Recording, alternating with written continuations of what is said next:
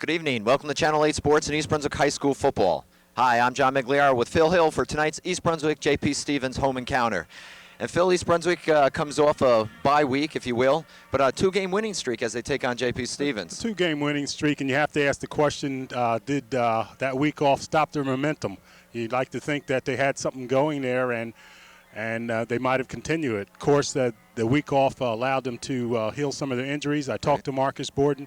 Everybody's healthy this week, so that should bid well for the team. They're eager to get back out there again. I'm sure. We're going to see anything different tonight, or are they going to stick with pretty much wide open offense and rely on their defense? They're going to try to rely on their defense somewhat, but they're going to try to move the ball offensively, according to Marcus. He knows he has to. This J.P. Stevens team has an awfully large defensive line, and that has been the problem for the Bears most of the year. They've been outsized, and they're going to have to try to use their quickness to take advantage of the larger J.P. Stevens team. But we talk about Stevens. They come in with a 3-2 record, always tough against East Brunswick and always well coached. Probably one of the most balanced teams there are, John. And well coached. Simonelli is probably one of the top coaches in the county, regardless of the record. You know I like him. I'm partial. But they throw and pass. They run and pass equally. And they have some talent. You're going to see a young man, quarterback, John DeMuzio, who's thrown for nearly 500 yards in the last two games. Wow. They've actually outplayed Madison Central in a closely fought game that they lost. And, of course, they upset Woodbridge at their homecoming last week. So Simonelli feels awfully good about this team, and, as always, a well-coached team. Well, certainly a big game for East Brunswick. They want to look to get their third win of the season. A big game for Stevens because Madison Central lost again last week, so the GMC Red Division is starting to tighten up a little. The Bears certainly would like to get this. This would make them 3-3. Marcus said if they can get 3-3, he's sure they can be competitive down the stretch. Important for them to get this win tonight, though. Well, it's going to be a good one here tonight at East Brunswick High School. The Bears take on J.P. Stevens, and we'll be back with the kickoff after this timeout.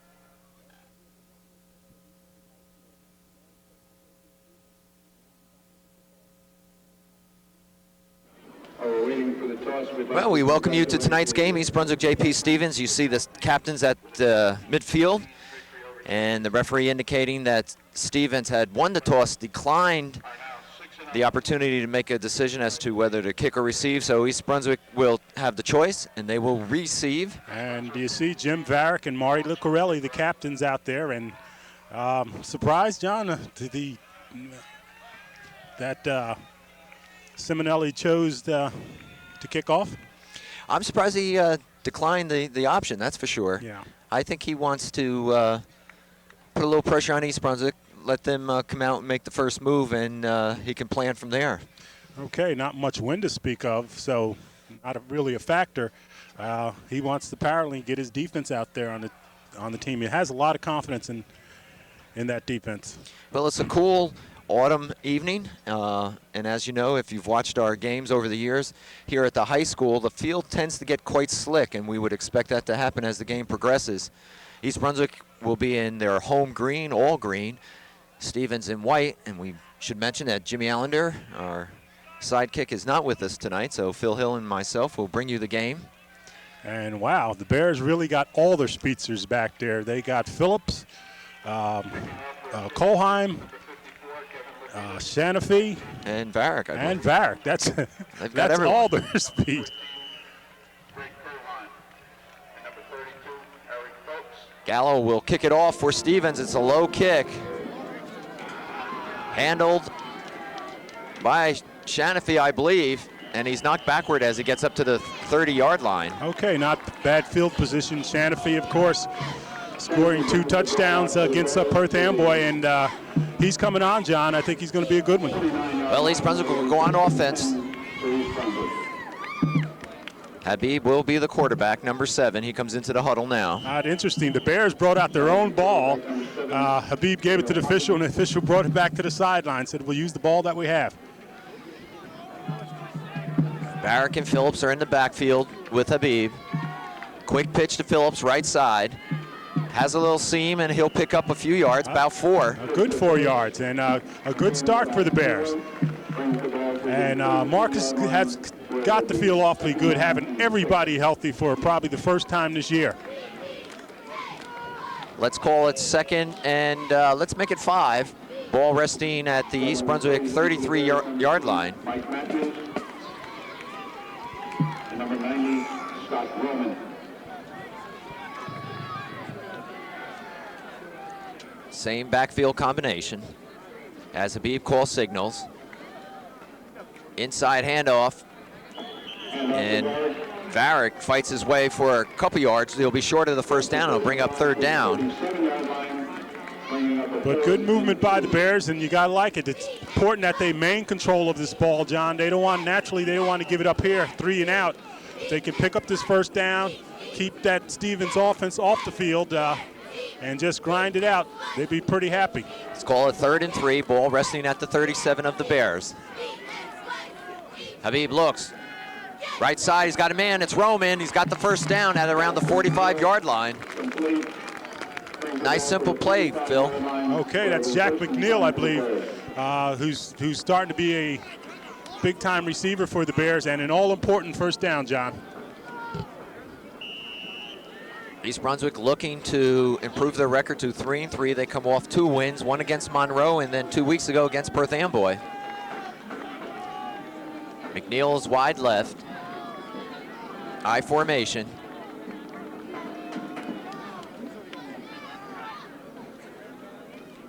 Phillips from that deep back position. He's got some room around right side. He's got a first down into Stevens territory. I'll tell you, just fine running by Eric Phillips there. And John, this looks like a different team. You got to believe that week off really affected the Bears positively. I mean, they look like they're hitting on all cylinders here. No mistakes whatsoever, and just they look rather crisp. First down, East Brunswick. Stevens on defense now with the Bears in their territory. Ball on the Stevens 38-yard line. 10 minutes remaining, first quarter. A little mix-up in the backfield, but Habib's got it, and he's close to a first down. Turned around, Phil, no one was there. No one was there. I don't know if it was a set play or not, but good yardage, as you pointed out. 8 yards picked up on it. And they are moving on the Hawks. You have to wonder if Simonelli isn't second-guessing his decision not to take the kickoff. East Brunswick moving rather easily on the Hawks defense. 2nd and 2 from the 30-yard line. East Brunswick has 2 receivers to the left. Habib gives it inside to Varick. Varick still on his feet, breaks to the outside. It's a foot race. 1 man left. Varick cuts inside. He'll be taken down inside the 10. And just an excellent run by Jim Varick. But John, the real work is being done up front. We haven't talked about them, the offensive linemen much this year, but the real work is being done up front.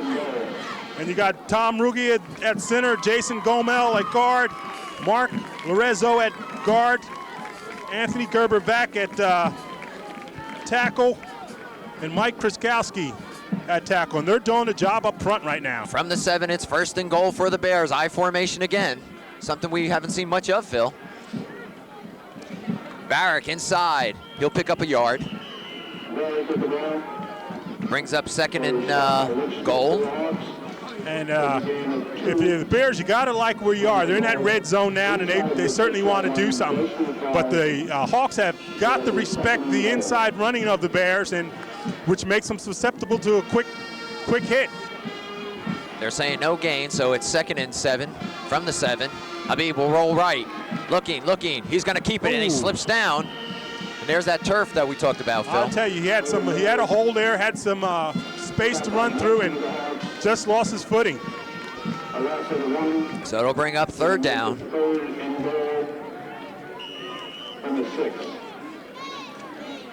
And this is usually Nick Zamansky territory here. We'll see if they... Well, Roman and McNeil go wide right. East Brunswick now 3rd down from the 7-yard line. Looking for a score. Habib right up the middle, but he's going to be tackled at around the 5. So now 4th and goal, and it looks like the field goal team will come out. And Mark is playing it safe and probably playing it smart. It's important for them to get on the boards there. A beautiful drive, going nearly 70 yards, and with the strong leg that Varick has, they want to get on the board first. Ball will be spotted at around the 11-yard line, so this will be a 21-yard field goal attempt. We're in the first quarter, no score. East Brunswick's had the opening kickoff and drove down. The kick is up and good, a line drive. Ooh, a line drive for real. And East Brunswick's on the board, 3-0. And John, just an excellent drive. The Bears looking totally in control all the way down. Originally took the ball from the 30-yard line, a good mixture of plays, everybody getting involved on the action there. And if you're the Bears, you got to be feeling awfully good right now.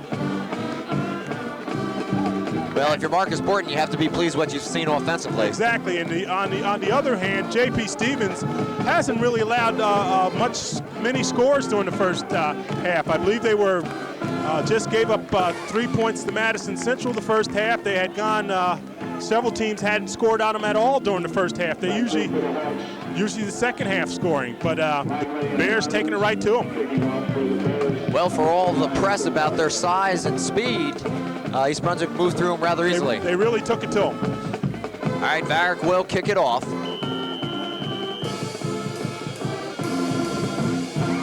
Ball's low and on the ground, bouncing around. And it'll be downed right there at the 20-yard line. Right, the young player felt his knees, and that's where they'll call it. Ball was down by number 86, and that's John Hines for Stevens. And right away, the Bear defense, you talked about it at the top of the game, the Bear defense is going to have to come out and assert themselves. They don't want Stevens to get rolling. Stevens, as I pointed out, is a very, very balanced team, no superstars. Everybody just does the job. DeMuzio's at quarterback, number 18. Calling signals, inside handoff, a traditional play for Stevens. And that's Tony Aloe, number 32, and he's really a workhorse, John. He's one of strong. Plays nose guard on defense. That tells you something about him. But one of the very reliable backs that Stephen has. They have 3 good ones. Aloe picks up 5. It's 2nd and 5 from the 25, their own 25. And this is a different Stevens philosophy. They will throw the ball as they set up in the I formation. Again inside. Nelson on the carry. Short of the first down, so it'll bring up a 3rd down. And now, if you're on defense for East Brunswick, you may play a little guessing game here. Well, you got to believe that the Bears have been known, the Hawks have been known for the running game over the years. They don't have very far to go. You got to believe they're just going to keep it on the ground here. 3rd and inches. Ball just shy of the 30-yard line. Stevens puts 2 men out wide right. They stay in the I formation. DeMuzio keeps it. He's got the first down as he moves up close to the 40-yard line. And I'll tell you, a nice tackle by Gerbervac, but then it's important that Gerbervac caught him because DeMuzio was on his way. So the Hawks of J.P. Stevens picks up a first down. Ball just shy of their own 40. First quarter action here from East Brunswick High School. Bears on top, 3-0 on a 21-yard field goal by Jim Varick. Stevens, DeMuzio on a little pitch back. Wow. And Langley, the ball carrier, will pick up about 4. And Bruce Ing coming up very nice, making the tackle there, along with Zizmansky. Ball will be spotted at the Stevens 42. It'll be 2nd and about, let's call it 7. He picked up about 3 on the play. And the Hawks doing a little bit of everything right here, John, except passing. No need to at this juncture. Aloe and Langley are in the backfield with DeMuzio.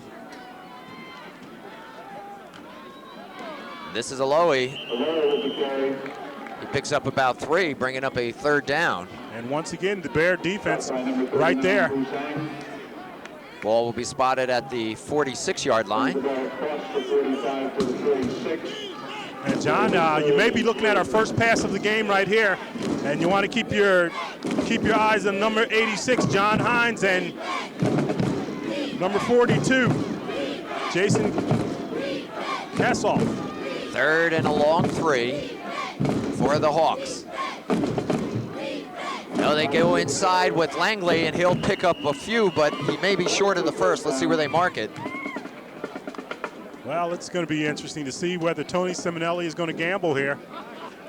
And wow, whoa. First, ho. Wow. I thought that was a little premature. I think so too. Where the mark was. I think the referee was looking at the ball mark rather than the chain. Anyway, he signals a first down, a gift.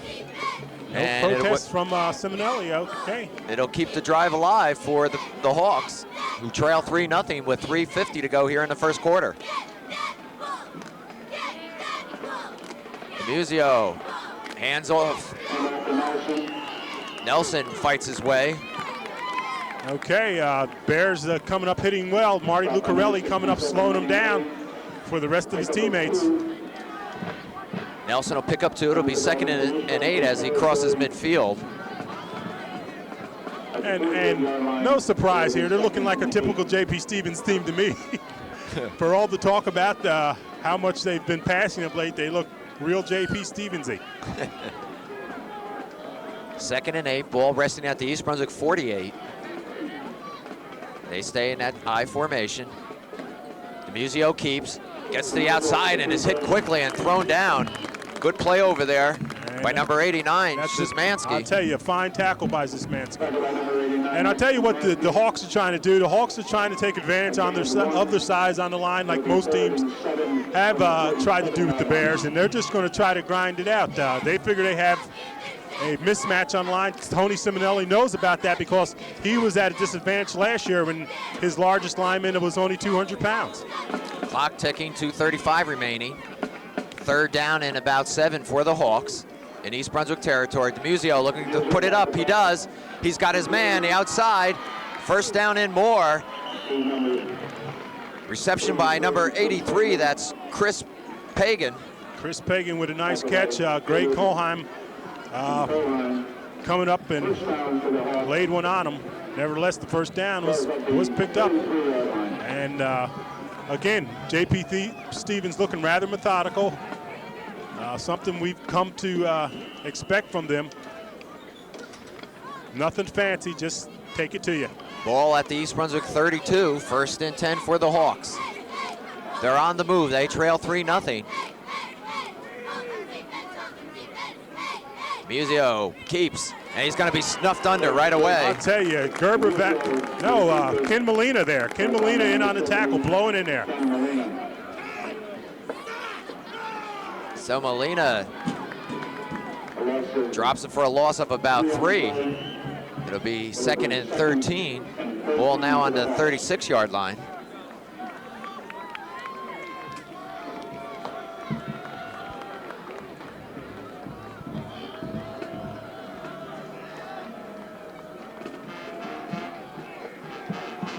No real change in the formation for the Hawks of J.P. Stevens as DeMuzio looks to his left, wants to put it in the air, throws it high, and almost intercepted by Kohlheim. I'll tell you, dangerous pass by DeMuzio. Just sort of flicked his wrist and the ball took off, but clearly not a good pass. Was lucky to get away with it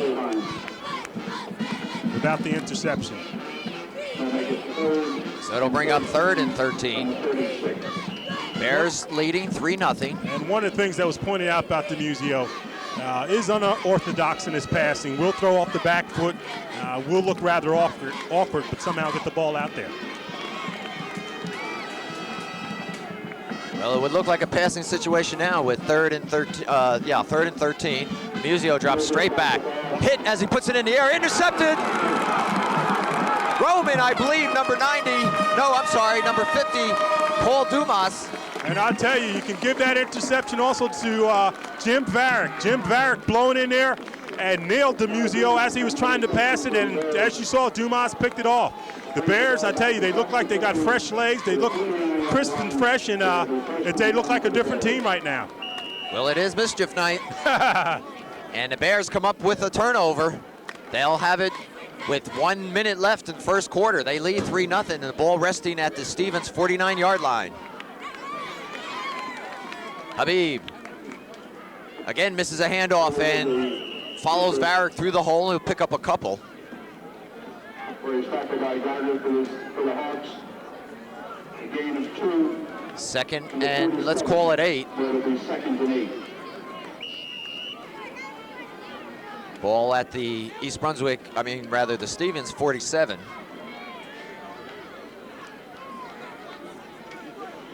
Inside of 30 seconds now in the first quarter. And you can look for a little play action here.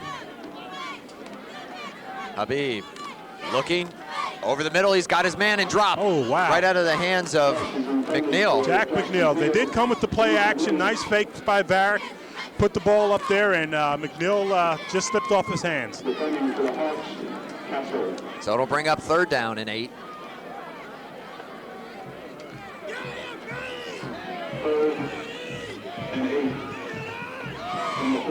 Okay, you see Roman come in. I don't know if anyone came out. Apparently so. And they put Szymanski wide left here. Wide, big wide. Habib dropping back, looking, being pressured. Ooh. And he's going to take a sack and a major loss. And that's Mike Adams. Mike Adams, one of the big defenders for the Bears, blowing in there. And Szymanski was downfield, John. I didn't see if he was open. He was double covered, actually. I think that's why Habib held onto the ball. That'll end the first quarter here at East Brunswick High School. The Bears on top, 3-0. Well played first quarter for East Brunswick. Well played first quarter. Got to wonder why they would split Szymanski out, John. The big tight end. You want to sort of hide him and coming in off the line there to do something in the middle there. You split him out, they're going to see him clearly. And as you pointed out, they double covered him. They certainly have enough wide receivers. Well, it'll be 4th and 21 when East Brunswick comes over the ball. And Phil, while we have a timeout here for the change of quarters, I want to mention that a good friend of ours and a good friend of Channel 8's and a mainstay here at East Brunswick High School the last several years, Mike Plumby, is retiring. This will be his last game. And while he doesn't want to come up and talk with us, I think we're obligated to talk about Mike. I'll tell you, it's typical of Mike Plumby, always wanting to be behind the scenes and doing a great job. We asked that he come up to talk to us at halftime, and he says, no, I'm not the out front type of guy. But he's a guy, John, as you know, has done a major contributor to the success of the athletic programs for East Brunswick. He's Charlie King's right-hand man and Frank Knoppenberger's right-hand man. He's done a super job. He's going to be missed. Yeah, we're all going to miss Mike, and we wish him well as he enjoys his retirement with his family and grandchildren. As Varick gets ready to punt this ball away, 4th and 21. Good snap and a good kick. Going to be fielded by the Stevens man and taken down at the 25-yard line. And that's Szymanski down there. He likes to work on these special teams. If you notice, more times than not, he's down there making the tackle anytime there's a punt. You got to like it. Hines fielded the punt for Stevens. And I have to mention that we're having a little trouble picking up the Stevens numbers from up here with the glare off the lights.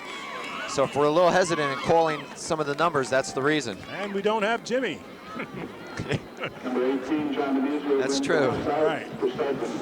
1st and 10 for the Hawks. They trail 3-0. We start this second quarter. Inside goes Nelson.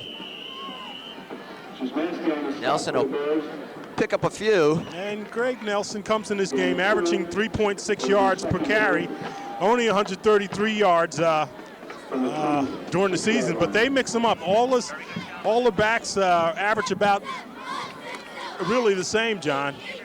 Well, he picked up 3 there, his average, so it's 2nd and 7. Ball at the Stevens 26. Demizio looking at a 2nd down. Gives it off to his big back. Nelson again, and those backs are big, Phil. They're big, and they like to take it through there. And unlike the Perth Amboy game where we were here all night, a lot of running, John. We're going to be out of here quickly. Nelson gets close to the 1st down. He'll bring up 3rd and about 1 at the Hawks' 32-yard line. Beautiful night for football.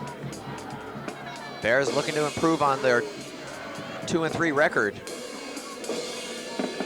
Muzio hands off to Aloe. Right, 1st down. And he's got it. And they'll move the chains. And again, John, no big-time players in that backfield. Just workmanlike. Well, Phil, I got to think Simonelli and Borden know each other so well that they're really not going to surprise one another. They're not going to surprise one another, John. I'll tell you what is surprising, though, that Tony Simonelli has not beaten a Marcus Borden team since 1985. Incredible. Incredible. And right now, that's holding true with the Bears on top, 3-0. 1st and 10 for the Hawks.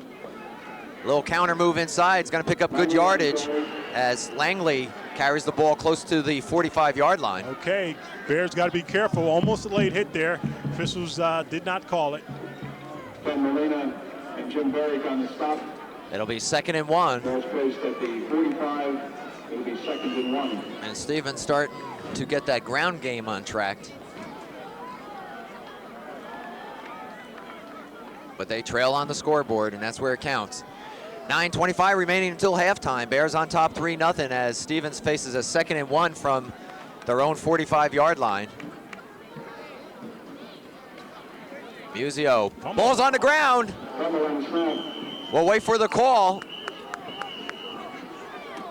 Musio dropped it from center. It's East Brunswick's ball, so a 2nd turnover. John, I didn't get who recovered that. I didn't see it either, Phil. But a very big turnover for the Bears. It may have been Lenny May, number 67. Okay. But the Bears have it in Stevens territory, 1st and 10.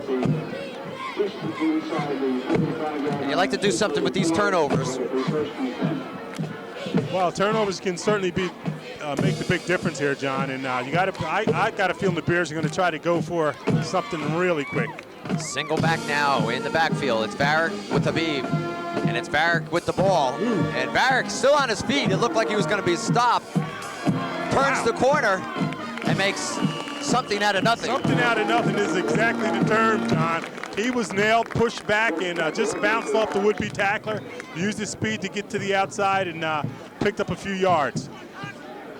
More than a few yards. He picked up around 7 yards. Wow. As he brings the ball to the Stevens 37-yard line. 2nd and a long 3. East Brunswick puts 3 receivers to the left side now. Smansky comes over to the right. Varick, the lone setback. He goes in motion. A new look. Habib finds Smansky in the hole. 1st down, East Brunswick. I'll tell you, everything just set up nice there. They had spread them wide all over the field. Varick going in motion. They followed him out of the backfield, and Szymanski just hanging in the middle right there. And a nice pickup, nice play by the Bears. That'll put the ball at the Stevens 22-yard line, 1st and 10 for the Bears. And the Bears have put a few new wrinkles in there, John. That week off allowed them to do a lot of things. They come out with the same formation, 3 receivers to the left. Single back, that's Varick, he's got the ball. There's a hole, he finds it. And he's close to the 15-yard line. And number 73, Donald Geiger in on the tackle for the Hawks. But the Bears are on the move. Varick picks up 5, it'll be 2nd and 5. Phil, I like the rhythm. That's what they look, as I've been saying, they look awfully crisp, no mistakes whatsoever, and just looking quite confident right now. Shanafi in the background now with the backfield with Varick. Varick has it, and he's upended at the line of scrimmage, so it'll bring up a 3rd down. And I'll tell you, fine tackle by the leading tackler for the Bears there. For the Hawks. Well, maybe not the leading tackler, but Kevin Lebda. It'll be 3rd and 4 now for East Brunswick. Ball resting at the 17-yard line of Stevens. Habib, little twist, looks down the middle. He's got a man over the head of McNeil. I'll tell you, a little shove in the back, but the ball was not catchable. Play action by the Bears there. Try to hit McNeil, and here we go with another field goal. Well, Varick has 1 tonight from 21 yards. This will be slightly longer. Let's see where they'll place the ball.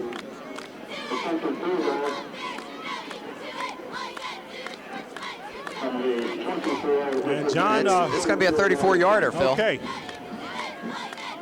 We'll all be set down at the 24, and 10 yards into the end zone. We'll make this attempt 34 yards. Snap is down. Kick is up. And he's got it, a 34-yarder. I'll tell you, what a weapon to have when you have a kicker like Jim Barrick. And John, between any time these teams have gotten together, many times it is the special teams that make the big difference. Last year in their victory 16-14, it was a 30-yard field goal in the fourth quarter that was the big difference here. And again, the kicking game, the specialty teams, which the Bears always pride themselves in, may make the difference here. 6-0 on field goals. Phil, I think that's one big difference when you look at football at the levels of high school, college, and professional. It's the special teams, and generally it's rare. East Brunswick has been blessed, quite honestly, with good field goal kickers, but most high schools, as we saw with Perth Amboy, that's right, can't even come up with a good punter, let alone a field goal kicker. Big plus for the Bears. And right now, Varick's Foot has East Brunswick on top, 6-0, with 7:09 remaining second quarter. And I think the Stevens people are a little bit shocked at this point. Varick, good kick. Handled deep, Langley. And Langley is dragged down at the 25. And Langley carrying that ball rather loosely, lucky not to fumble it.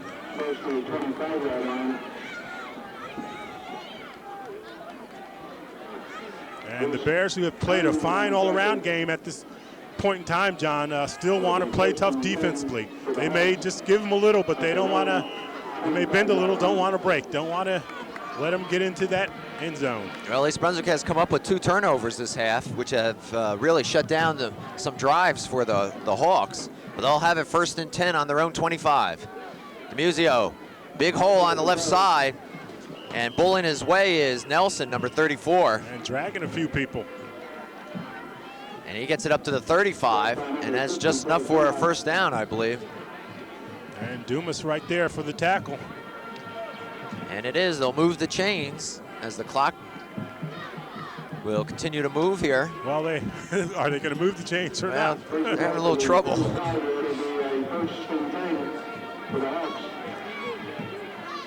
First down, J.P. Stevens. They trail 6-0.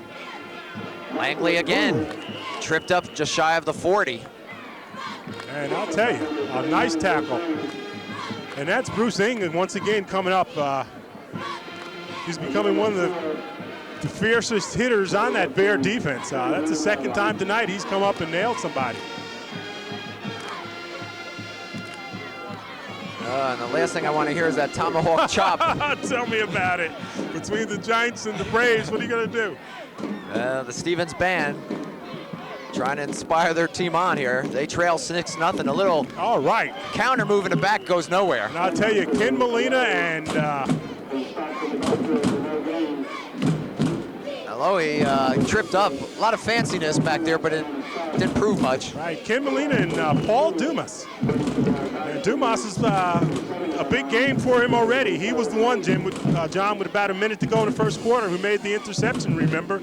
And he's been in on a number of tackles already. Well, it's 3rd and 8 for the Hawks. At their own 37, they trail 6-0, 5:20 left, second quarter. DeMuzio will put it up in the air. He's being pressured. He's not putting anything up in the air as he's dropped at the 25-yard line. And Dumas was in there again, Phil. I'll tell you, unbelievable. He's playing the game of his life thus far. He's only 5'7", John, and 162 pounds, and he's a soph. We talked about getting some of those sophs in there, and he has performed tonight, Paul Dumas. Well, they forced Stevens to punt on 4th down, and so they'll have the ball back with plenty of time before half.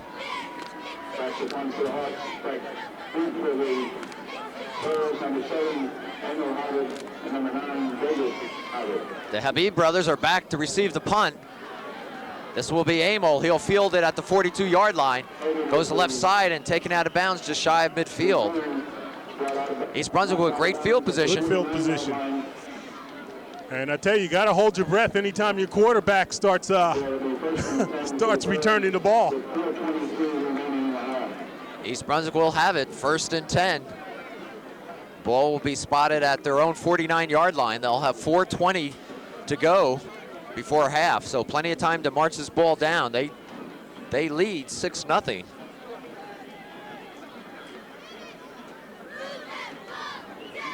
They put 2 receivers to the right, split backfield. Habib gives it to Varick, left side. He makes a turn. He's got the first down, still on his feet. Wow. And he's tripped up near the 30-yard line. Jim Varick with a fine run, and hate to keep repeating it, but the Bears look like a different team. The week off has done wonders. This is a very good J.P. Stevens team that's out here tonight. I believe a Stevens player is down, Phil. So time will be stopped while they attend to the injured player. Appears to be number 42, Jason Kessler. But Phil, you're right. They look like a renewed team. A different team altogether, and if a week off can do you that well, maybe they should try to get one more often. But the fact of the matter is, they just look they have not made a mistake tonight. Not a flag that I can recall thrown against the Bears, and they've just been sharp, both offensively and defensively. Well, Phil, you know, in all honesty, when we looked at this team during the preseason, this is what we saw. And we were very excited. That's they right. showed speed. They showed a passing game. And I think we were all somewhat surprised when they started off 0-3. We were very surprised, and we started looking at size. The fact that every team that they played, size-wise, they were a mismatch, and they got a chance to get 3 wins in a row. And I don't know if anyone would have believed that. But as you know, don't count Stevens out. No, not by any means. We remember George Booth. Oh, mercy. A very cold December day. That's right. We thought it was all over. We thought it was over. All right, the clock will start. The injured player is up, and I believe it was Tony Allo. First down for East Brunswick. Ball at the Stevens 35. Habib looking to pass, rolls to his right. Sets up, throws deep downfield. It's going to be underthrown. Looking for Roman. Ball's intercepted by Hines. And he'll be tackled at the 10-yard line. And Hines just did a nice job. Roman was well covered, tried to get back to get the ball. I don't think it was even possible for him to come back and play defender to knock the ball loose. Hines had shielded him out completely.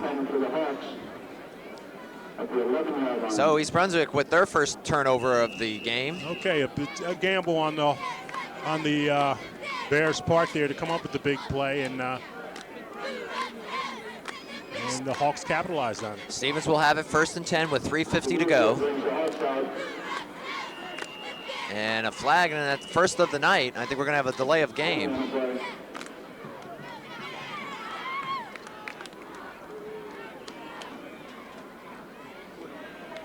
Offside. Stevens lined up offside, so dead ball foul. Moving back 5.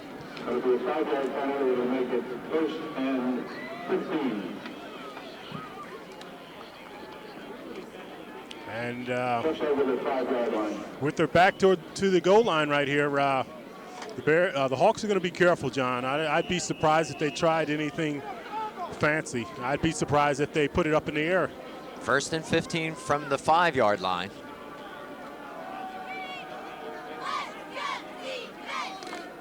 Musio, hands off. Nelson knocked out at the 10-yard line. And once again, Bruce Ing and Marty Lucarelli in on the tackle here. Clock down to 3:15 before halftime. Bears on top, 6-0. We have the opportunity. We want to thank our spotters and J.P. Stevens, Chris Wrigley, our senior J.P. Stevens. Thank you, Chris. Nelson picked up 5, so it's 2nd and 10 from the 10. Musio drops the ball. Musio drops the ball. And I think Stevens recovered. They did. Okay, they're fortunate there, John. They picked up 1 yard. They've actually lost yardage. Well, the ball was dropped in the backfield, and we mentioned it. There's a slickness that is on the field, and I imagine on the ball as well at this time of the evening. Well, they better hold on to this. They're going to be in big trouble.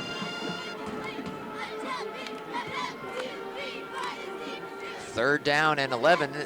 And I think they'll keep it on the ground, Phil, and punt it out of here. Sitting on their own 10-yard line as DeMuzio looks, puts it in the air. He's got his man. Wow. And that's Hines, number 86. And Hines brings it up across the 30 and gets the 1st down. And I tell you, if Dumas doesn't come from the backside, Hines may be taken off. Once again, Dumas coming out of nowhere to make the tackle. Well, just when East Brunswick had him in the hole, Stevens is able to get themselves out. Fairly decent field position. And more importantly, they have some breathing room with 1:50 left before half. And the Bears may give them a little, but the Bears don't want them to break the big one. They want them to eat up that clock trying to get to the score. From their own 32, it's 1st and 10. And a whistle blown and a flag thrown. They must have lined up offside once again. I'll tell you, if you're Tony Simonelli, that's got to be driving you crazy. Particularly if it's the same guy. He hasn't had geometry, doesn't know how to line up.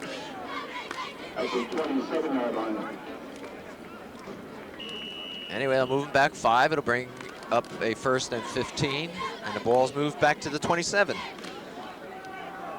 With 1.5 minutes left, 2nd quarter.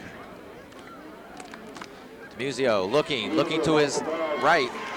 Wow. And he is dropped for a major loss. And leading the charge, Anthony Gerbervac blown in there with Ken Molina and Eric Phillips as well. And Marcus talked about the fact that that's what he wanted to do, keep the pressure on DeMuzio. He said in the past he's thrown as much as 30 passes a game, and many times he's just sitting back there. They're not going to allow him to do that. They are going to put the pressure on him. Well, certainly East Brunswick has scouted this Stevens team well, and their defense has responded. They have responded very well, exceedingly well. The ball is going to be spotted on the Stevens 15, so it'll bring up a 2nd and 25. You look at the offensive huddle of Stevens. Timeout was called by Stevens. And I tell you look at the Stevens huddle and you look at the Bears huddle. One thing you won't see, part of the tradition, never taking off their helmets. They keep on their helmets from the beginning of the game until they hit that bus. They do not, matter of fact, they ride with their helmets on the bus. They do not take their helmets off until they get back to their school. Part of the tradition. I'll tell you another nice part of their tradition is the yes sir, no sir that each player must do. If you're on the Tony Simonelli team, to the officials, to the opposing coaches, yes sir, no sir at all times. I like that. Certainly different. It's nice to hear. DeMuzio on the draw play. And East Brunswick calls a timeout. And they want that ball back. Why not? Why not? They stand a chance to get the ball back in good field position. The clock is stopped with 51 seconds. 3rd down. 3rd and 21. The ball is sitting at the Stevens 21-yard line. So smart move by Marcus Borden. Make use of his timeouts and hopefully force Stevens to punt it back to him. And we'd like to congratulate with the scoring ability of the Bears team via field goal, it's a smart move. Now, Phil, while we have a timeout here, there's been some other things going on at East Brunswick High School, obviously, in the world of sports. Just some things to mention. Jackie Hart, Haft rather, H-A-F-T, set a school record, a GMC record as well, scoring a 9.8 on the vault during last night's gymnastics championship, well, county championships. 9.8, I take it is? 9.8 is exceptional. Okay. When you say that 10.0 is perfect. So our congratulations to Jackie Hart. Girls tennis team has improved to 22-2. Wow. And we have some more we'll get to as the game goes on. So a 3rd and 23 now for J.P. Stevens. DeMuzio will hand it off. And this is Aloe. He'll get up to the 25-yard line. East Brunswick will call their last timeout. Okay, and Bruce in on the tackle. And Aloi's down again. Zismansky. East Brunswick has a timeout with 3 seconds remaining And they'll in the first half. go over and take a look at Tony Aloi. And while they do, let me just finish up. Girls tennis team, as I was saying, 22-2. I'd like to congratulate Jackie, half of the GMC and division champions. who scored And their only loss this year, only losses were to the state champion Marlboro. during last night's GMC championships. East Brunswick High School. And if we talk about girls soccer, that has been a story in and of itself. I'll tell you, just utterly amazing They are #1 in the state. They're undefeated. They're #2 in the in nation. the nation. No one has scored on them yet. Yes, one score. Oh, they did. Ewing did did. score one, right. It broke the record then. But the GMC semifinals are being held at Spotswood this Sunday, starting at 11:30 in the morning. So if you have some time, well, by the time this is shown, it will be past Sunday.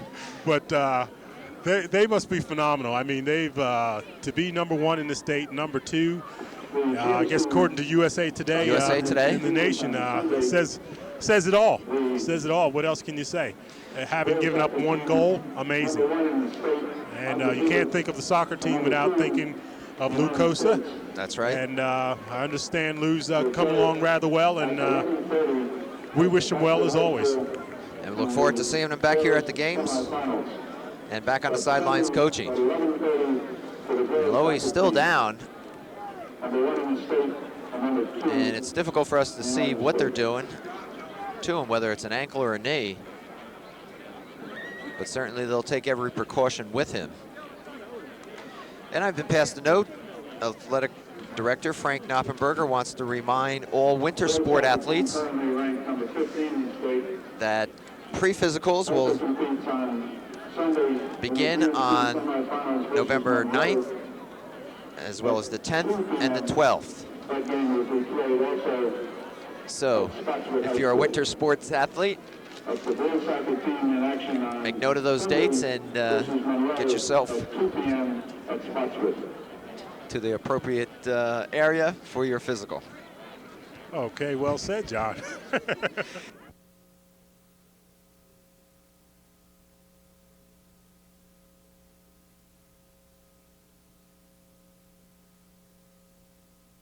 Okay, on a serious note, John, we see Tony Aloi up, and we're glad. Nice hand by the crowd. He is a key part, I believe, in all conference nose guard, as well as one of the running backs, so they're going to hate to lose him. But it appears to be a sore ankle. And Phil, as we look at the cart being brought in on the field and to assist the injured Stevens player, we should take a moment and recognize some of the student trainers who work with Phil Hostler at each game. Very well. And Phil provided us with their names, but unfortunately only their first names. So we'll certainly want to recognize Val, Rihanna, and Tara, who are student trainers, and a kind of a program that Phil Hostler has brought in here. Well, he's one of the best in the state, so if you can get trained under Phil, it's going to do you well down the road. And these young people work quite hard. They're there at every practice, they're there at every game, and they not only cover football, obviously, but they cover all the sports during the fall season. Okay, as you see Aloi taking off the field, I'm sort of wondering, could I get a ride off the field at the end of the game here? Instead of walking, it's starting to get chillier. Okay, here we go for the punt, and an overloaded, you notice they're overloaded on one side here. They may be going for the block here. We'll see, it's 4th down, 18. The punt will be from the 25. Wow. Heavy rush, but the kick is off. And East Brunswick will have it as the ball will be downed at the Bears' 46-yard line. I'll tell you, an excellent attempt by the Bears, and I think one of the East Brunswick players got kicked. That's how close he was to blocking it. Is that Lucarello? I can't tell yet.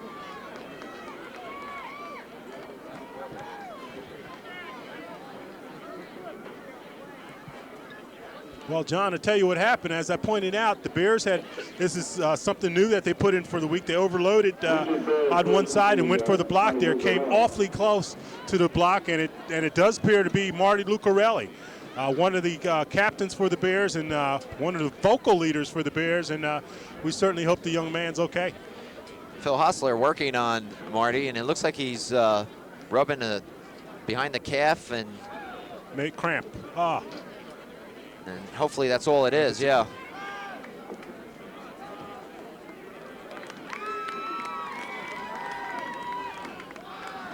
East Brunswick will have 30 seconds before halftime. They'll have the ball 1st and 10 on their own 45-yard line. Okay, and as Marty walks off, it's either a cramp or a pulled muscle. Hamstring. Now Stevens calls a timeout. And Phil, with Varick's foot, you don't need to get, all the marbles in one play. You certainly don't. Jim Varick is a valuable tool. As I said, he was the big difference in the game last year. And if they can get him just close enough, he'll do the rest. As you know, he kicked a 46-yarder earlier this year, and doesn't get a whole lot of height on him, but they shoot at it like a bullet, so he certainly has the potential. If you're just joining us, East Brunswick's on top 6-0 over J.P. Stevens. We have 30 seconds remaining before halftime. East Brunswick points coming on 2 field goals from Jim Varick, one of 21 yards and one of 34 yards. East Brunswick coming up with 2 turnovers this half, so they've played extremely well defensively. Here we go, 30 seconds. From their own 46-yard line, the Bears looking to add before halftime to their score. Varick inside, and he breaks away, and he's got a barrage of blockers.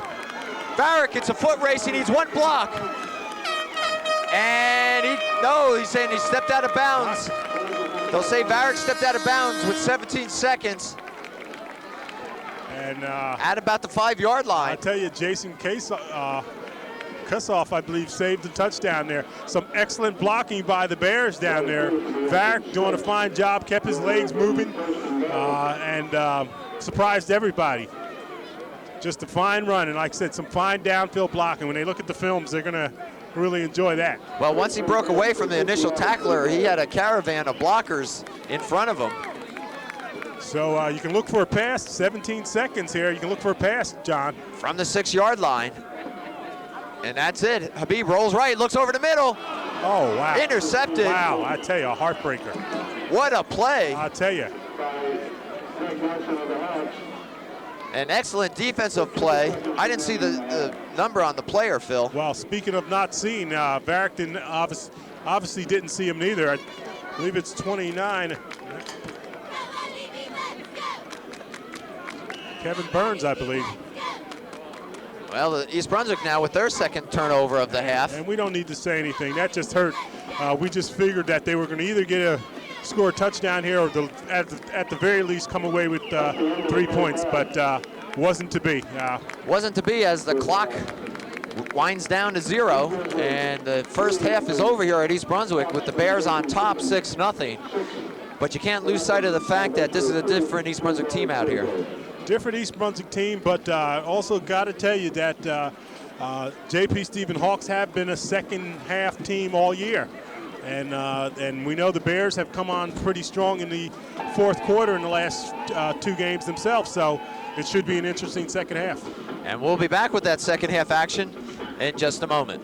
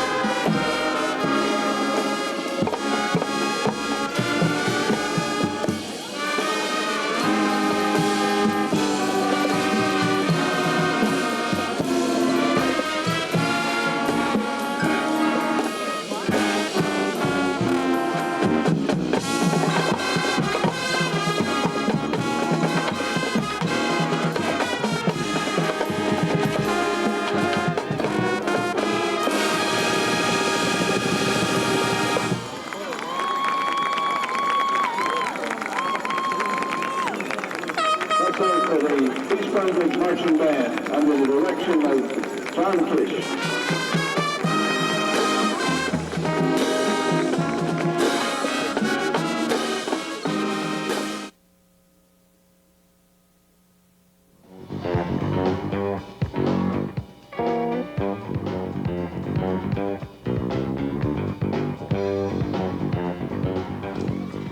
Well, we welcome you back to the second half of the East Brunswick-Stevens game. East Brunswick on top 6-0.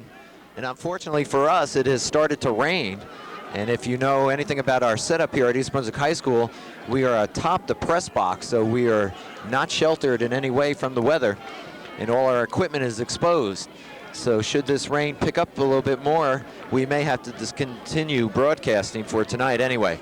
But we'll ride through it as far as we can with you. East Brunswick will kick off to start this second half. And Phil, if you're Marcus Borden, you have to be pleased with that first half. You got to be extremely pleased with the first half. Of course, Marcus probably wouldn't be letting them know that at halftime, but he's got to be pleased. All right, Varick puts a foot to it. Low line drive. Going to be fielded by Langley. Langley takes it right up the middle. Ooh. And is horse collar down at about the 28-yard line. Horse collared, hog-tied, whatever you want to call it. He's slammed to the ground. Phil, one thing we've come to recognize over the years is that there probably isn't a better coach at making adjustments at halftime than Simonelli. Without a doubt, you're right. He's one of the fine halftime adjusters, and that's why his teams play so well in the second half, and the Bears are going to have to guard against that. First and 10 from the 28s. The Hawks go on offense. DeMuzio. Big back, number 36. That's Langley. And Langley picks up 9. Kendrick Langley, senior. 5'9", 180.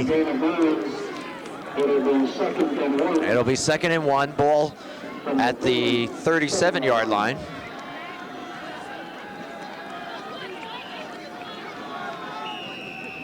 And this weather's certainly going to put a different twist on this game. That's for sure. The Bears, the third quarters haven't been kind to the Bears. Fourth quarters have been fine, but third quarters, we've seen it too often where teams come out and... Well, they're saying it's a first down, so it's 1st and 10 on this play as Langley carries it again.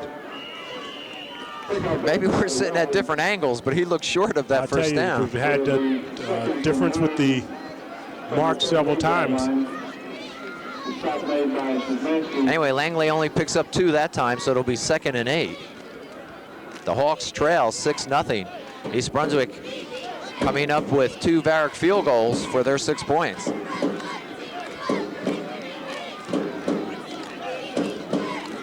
DeMuzio is the quarterback. Langley, 3rd straight carry, picks up 2. Fine defense by the Bears there. So it'll bring up 3rd, and it's going to be about 6 yards for the first. Ball just at the J.P. Stevens 40-yard line.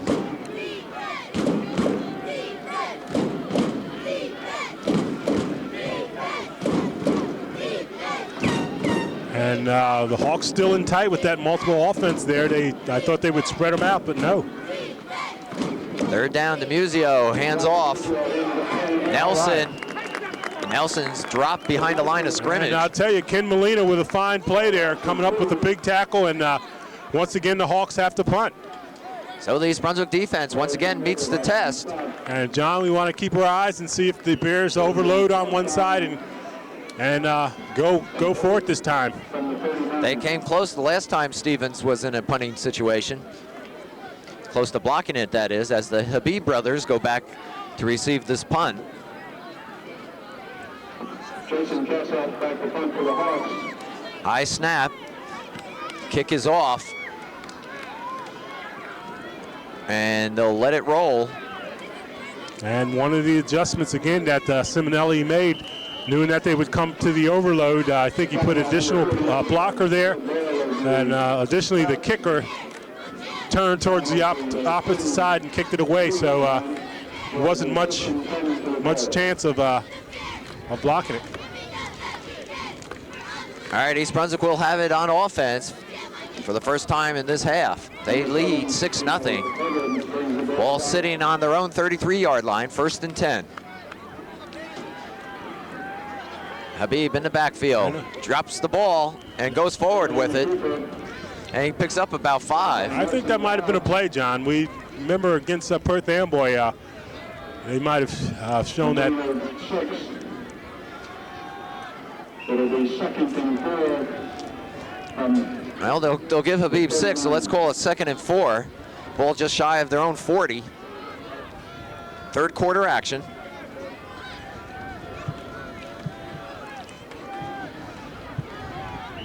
And off the Derrick across the 40-yard line. And good defense by the by the Hawks there, stopping Jim Barrett from picking up any gain there. Well, the wind's picking up. The rain is still in a drizzle form, but it's getting chillier. And that ball's going to be slick, so we'll see if it causes any problems for either team. But it's 3rd and about 3 for the Bears at their own 40. Barrick trying to get outside. He does, and he might have the 1st down as well.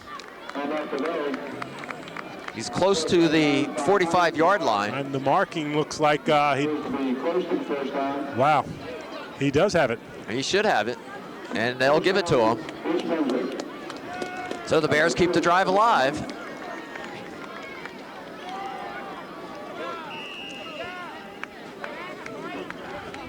And they've been running well, John, but they might be, the Hawks might be ripe for a little play action. Quick hit here. 1st down.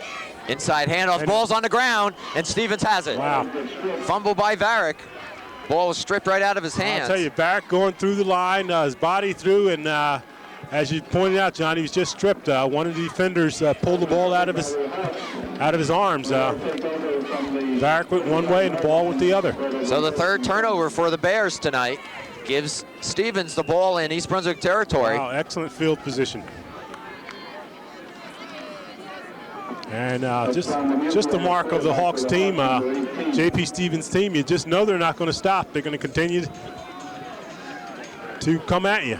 1st and 10 for the Hawks. They trail 6-0, but they have the ball in excellent field position.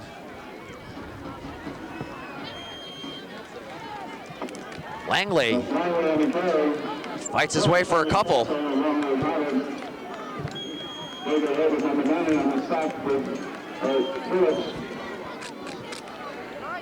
And Lenny May blowing in there to slow him down, but Langley continued on and picked up 3 yards.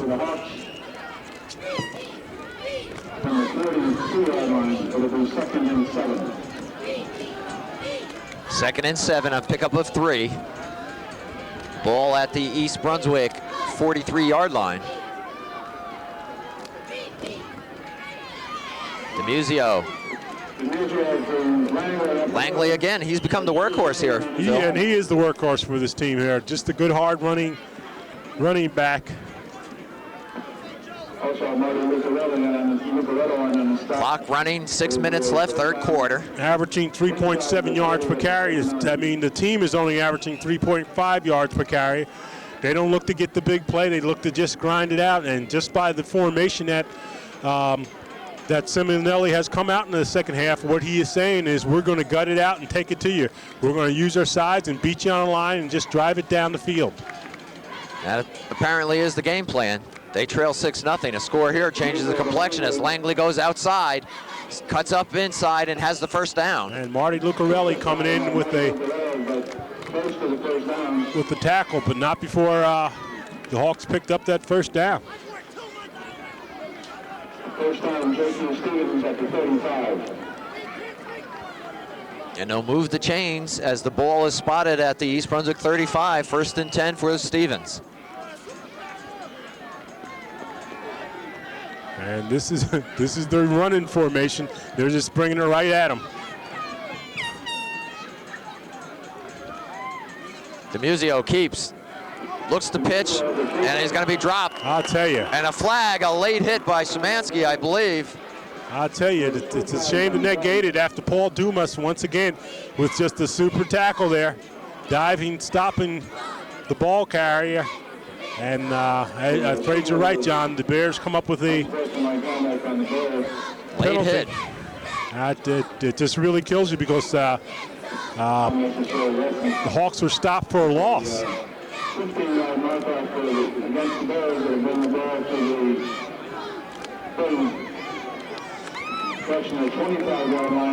They'll make it 2nd and 1. The ball is spotted at the East Brunswick 25.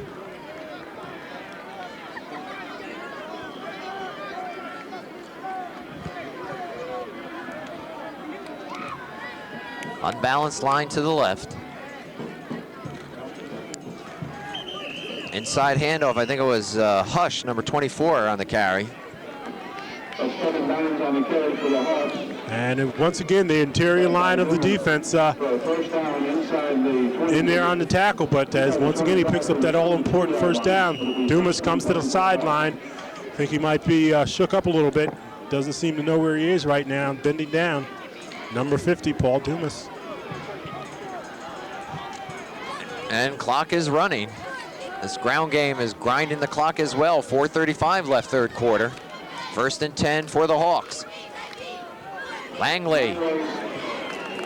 Nice tackle there by number 71, Gerbovac.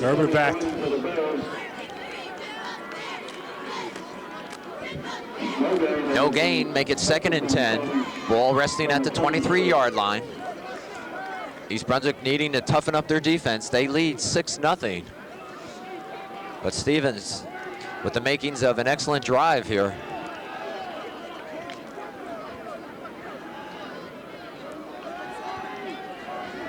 Same formation. They've been in that almost all night. DeMuzio. Langley drops it. East Brunswick has it. Recovery by Carrion, Ozzie Carrion. And I'll tell you, just messed up play from the beginning. DeMuzio fumbled the snap, tried to get it back to the would-be ball carrier, and he never held on to it. An awfully big break for the Bears. Both teams now with 3 turnovers tonight. And a big one there for East Brunswick. And I'll tell you, that ball control offense that the Hawks were playing, if the Bears score here, may come back to haunt them. 1st and 10 for East Brunswick. From their own 22. Habib, he drops the ball. Phil, I haven't noticed, but are the officials wiping that ball down? They're as you speak, the towel is thrown back out. So, but apparently, John, as you know, still slippery, and apparently causing both teams some problems. Well, with the fumble, the ball was moved actually a yard forward, so we'll call it 2nd and 9 from the 24. 3 minutes remaining, third quarter. Bears on top, 6-0. Habib looks over the middle, pumps, keeps, still on his feet, still has the ball, and he'll pick up a few yards. And Habib looking for Szymanski. Szymanski covered very well and had to pull it back down and try to pick up some yardage. 3rd down now, 5 yards to go for the Bears. And if you're the Bears, you really want to hold on to this ball and get that all-important first down. Want to take advantage of the fumble by the Hawks, but you got to maintain control here. Habib fakes to Phillips, keeps it. He's got running room. He's got a big hole. A big hole. He's got a great block. And he's got the first down into J.P. Stevens territory. And I'll tell you, Nick Szymanski with the big block there, ensuring that Habib would pick up some good yards, and he did. Just a fine call, a fine play by the Bears. And as I pointed out, John, they want to control that ball, didn't want to have to punt it and turn it back over to Stevens. And they got things going their way right now. Ball is at the Stevens 44-yard line. 1st and 10, East Brunswick.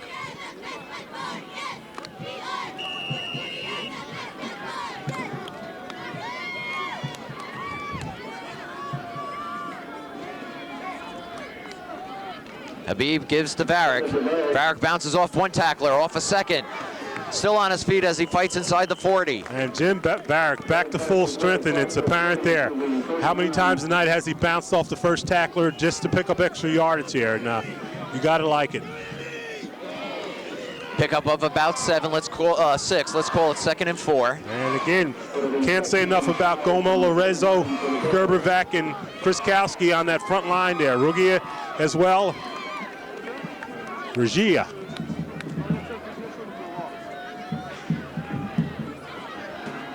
Ball at the 39-yard line of Stevens. Varick turns the corner and gets inside the 35. Close to a first down.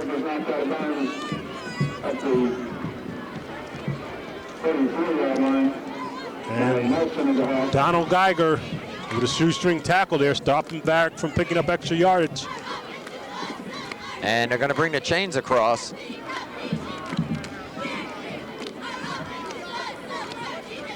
Ruja. Light drizzle continuing. Started right before the teams came out after halftime. And a quick quarter, John. Nothing but running. The ball's been on the ground all this quarter, and a mere 55 seconds left. A very quick quarter. Which is good for us because it's cold and wet up here. First down, East Brunswick. Wow. First down for the Bears. Inside the 35, at the 33-yard line.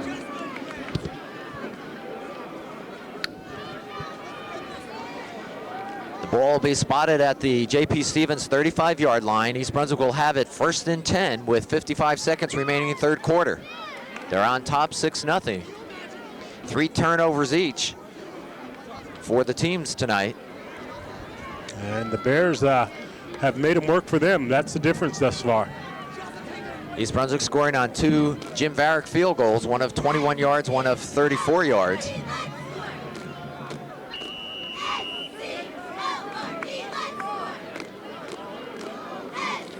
And we're going to have motion on East Brunswick. Okay. Everyone was ready but the center. Everyone but the center. You saw Habib take a step back, ready to get the play going, and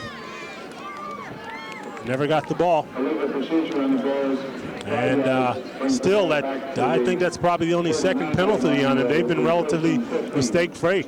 That's been a big difference in this Bear team tonight. And it'll move back to the 40. It'll be 1st and 15. 40 seconds remaining in the third quarter as Habib keeps, looks, dumps it off. Wide. He's got his man, is Varick. Varick stays on his feet inside the 20. I'll tell you, just fine running again by Jim Varick. They're going to say he stepped out, Phil, excuse me, at about the 23. Okay, saw that he was covered, dipped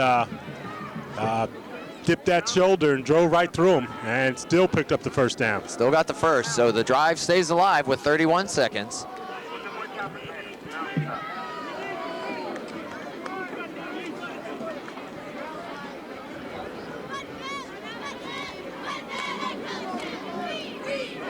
It's a first down for the Bears at the 22-yard line. It'll be 1st and 10. Phil, we talked about the rhythm of the East Brunswick offense, and they certainly have that tonight. They certainly do, John. They, again, just look like a confident team, a good mixture of plays, and not making mistakes that hurt themselves. All right, 1st and 10 for the Bears. The ball at the Stevens 23-yard line. Phillips. Ooh. And we haven't seen him with the ball in some time Not much tonight. at all. And once again, big number 73, Donald Geiger, in on the tackle for J.P. Stevens. Geiger only 5'11", 250 pounds. It'll be 2nd and 9 with 15 seconds remaining. And that may be the last play of the third quarter.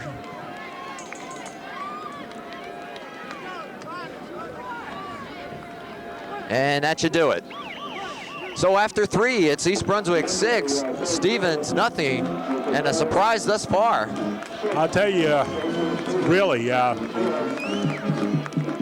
surprise for the Hawks. I'm sure the Hawks, like most people, felt that they certainly could take this game to the Bears, and of course they got one more quarter to get their act together, but the Bears have outplayed them both offensively and defensively up until this point in time. Well, Phil, in all honesty, if you're Marcus Board, you can't be that comfortable with only a 6-0 lead. That's for sure. One big play, and it's done. So if you're the Bears, what you want to do, you really want to have a nice drive. You want to control that ball, eat up the clock, and hope to score. You score here, the Hawks are going to need 2 scores in order to win this game. So it's all very important that the Bears maintain control of the ball on this drive and come away with something. They don't necessarily have to have the touchdown. If they can pick up 3 more, again, the Hawks are going to have to score twice. Well, a field goal may be interesting at this point because, first of all, the field is wet, the ball is wet, and more importantly, there's a breeze now coming across the field, something that was not there during the first half. But an important drive for East Brunswick. They'll have it 2nd and 8 on the Stevens 22-yard line. We start the 4th quarter. Habib gives it inside to Varick, and Varick fights his way down to the 20. Varick's doing a yeoman's job tonight, really, truly being the workhorse tonight. The fact of the matter is we haven't seen much of Shanafi or Eric Phillips running the ball. Most of the time it's been Jim Varick.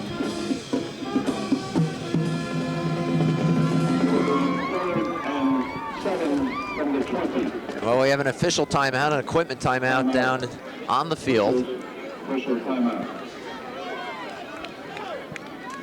Varick picked up 2, so we'll call it 3rd and 8. Ball right at the 20-yard line. A big 3rd down here for East Brunswick. Habib keeps, rolls right. Looks over the middle, he's got a man. Interference, and he caught it caught anyway. by, I believe, Szymanski. Okay, Szymanski clearly bumped there, no flag. And that big frame of his was able to hold on to the ball anyway, John. It keeps the drive alive as East Brunswick picks up a 1st down, and more importantly, the ball is spotted at about the 6-yard line from what I could see from here, Phil. Okay, and from here, I suspect you can expect Varick. 1st and goal for the Bears. And that's Varick with it, and Varick's in, East Brunswick scores. Varick, and a awfully big score for the Bears. Again, an awfully nice drive for the Bears, and they are in control, John.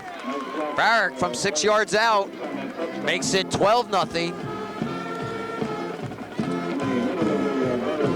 And again, just an awfully good job by that offensive line of the Bears, who are beating the bigger J.P. Stephen Hawks players off the line. They're just being a lot quicker off the line, and the backs are taking advantage of it. All right, Varick on for the extra point. He's doing it all tonight. And it's good. 13-0 East Brunswick. And a pleasant surprise for those that are still here. Well, the fact of the matter is, John, I don't think anyone would have thought that at this juncture of the game it would be 13-0 Bears. But the fact of the matter it is, and they've have completely outplayed the Hawks up until this point in time. You're going to see this kickoff here, and I think you can expect that still a lot of time in the 4th quarter, but I think the Hawks are going to have to come out of that ball control offense and short drives, averaging only 3.5 yards per rush down the field. I think you're going to see them mix it up a lot more, come back with the wide set a little bit more, and mix it up with the pass and run. Well, Phil, they need a score, and they need one right away right to get back into this. They can't afford to run that ball at 3 yards a clip. As Varick puts a foot into it, into the wind, it's going to be fielded. Ooh. And tackled immediately, and I think that player's injured. Number 87 it was. That's Montemorano. And once again, Marty Lucarelli in on the specialty teams there with a nice solid hit. Montemorano is going to come out. Stevens will have it 1st and 10. Okay, and it is the 4th quarter. The Bears, like a lot of teams, like to believe the 4th quarter is theirs. J.P. Stevens happens to be one of those teams as well, John. Ball will be spotted at the 29-yard line. And just as I said, they come out with the wide set this time. They got to mix it up. They got to put the ball up. DeMuzio looking over the middle, and the ball is underthrown, incomplete. DeMuzio was decked by Phillips. I'll tell you, he just, DeMuzio rolling one way and just a flick of the wrist and shoots that ball in, and a very strong arm. It doesn't even look like a lot of arm action, just looks like he flicks that wrist, John. Kind of slings it a little bit. Really? 10:39 remaining in the game. Bears on top 13-0. 2nd and 10 for the Hawks. And a big surprise tonight, East Brunswick shutting down the Stevens offense. East Brunswick looking to improve their record to 3-3. DeMuzio looking deep downfield, has got a man. Wow. Catch by number 42, Kassoff. And Jason Kassoff is the leading touchdown maker for these for the Hawks. He comes in the game with 3 touchdowns by reception, so they're going to have to keep an eye on him, John. They also have another receiver, number 82, Hines, who is known to catch plays late in the 4th quarter as well. That ball was brought down to the 33-yard line, East Brunswick's 33, so it's 1st and 10 Hawks. And Phil, how many times have we seen this with this J.P. Stevens team? Hold on to your hat. Here we go. Slip up in the backfield. And the young man still picks up good yardage there. Picks up 7 yardage despite running into the quarterback there. That was Nelson. He ran into DeMuzio, but does pick up 7. I'm sorry, they're gonna say 5. His knees were down, so it'll be 2nd and 5. The rain increasing a little bit now. The field real slick. It's getting difficult to see. DeMuzio. Ooh, nice pin, Molina. To Langley, and he's dropped. I'll tell you, right in there on it. Just another fine play by Kenneth.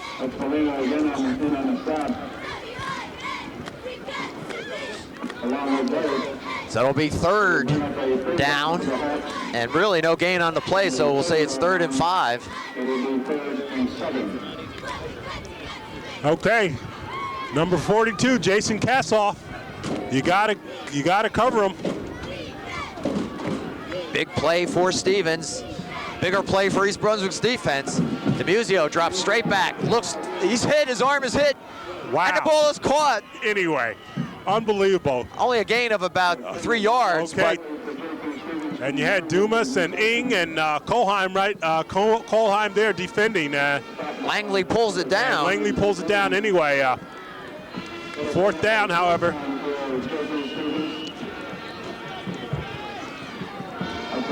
And John, the rain is really starting to come down now. I hope we're able to make it through. I know my glass, I'm having a hard time seeing out of my glasses. 8:25 remaining. We'll hang with you as long as we can, particularly this one. This is a big one for the Bears. They're leading 13-0. 4th and 2. The Hawks have to go for it. Muzio rolls to his left. He's got room. He puts it up in the air, however. Touchdown, Wow. Stevens. Catch by Kassoff, number 42. And that's the man they had to guard. That is the man they had to guard. The Hawks have been known, as I said, pointed out, John, all year, a 4th quarter team, 2nd half team themselves, and they will put the ball up when they have to, out of necessity. You got to wonder why they don't create that balance a lot earlier in the game, but that has been the pattern of the Hawks, to score on big pass plays late in the game. 26 yards, DeMuzio to Kassoff. Problem on the snap for the extra point. And he is nailed. Oh, God. And he is nailed. And I tell you, that's the big play there, John. That is a big play. And we have a J.P. Stevens player down. So the extra point. And once again, the elements, the ball, slick ball, the holder was not able to get the ball down, and the Bears just blew right in there. Score 13-6. At best, they can get a tie. That's it. That is Stevens, we mean. Well, they can actually take the lead, John. Oh, that's if they true. go The for 2 points. right? That's right. But again, I want to reiterate the fact that the Stevens all year has been a second half team. And it's just strange. Some teams are like that. It's hard to figure. Well, we have 8:04 remaining. The score is now East Brunswick 13, Stevens 6, as a Stevens player is still down and being attended to by the training staff for JP Stevens. I hear at every East Brunswick home game, and we certainly appreciate their support. This all-volunteer organization of men and women from East Brunswick do an outstanding job for the community, and we thank the rescue squad. And the PA speaker making a good point, John. It's got to be an awfully comforting feeling to know that the rescue squad is parked right here. That if something should happen and you should need them, they're right here. And it's a good point. They've been here for years, Phil. I can remember coming to high school games even before I was in high school, and they always had someone here. Okay, we don't know the number of the young fellow out there. No, we can't tell. And you take a good look at Tony Simonelli there, and one of the classy coaches in the GMC, former captain of Rutgers football team in his time, and just an awfully nice guy, and clearly one of the most knowledgeable coaches in the conference. Well, we talked about the class of the Stevens program and the discipline, and it shows up year after year. Even when there have been years that have been lean in terms of talent. And they have had some lean years the last few years, 4 and 5 last year, and not doing too well the year before, but they've had some great years too. He has 2 state championships under his belt, and of course, coach for years under Joe Gutkowski. Of course, of course. Of and course. He's been there 19 years at JP Stevens. And you see them getting the young player up in that number, John? It's hard to tell. It looks... Is Tony again? No, it looks like number 78. 78? Kartsanis.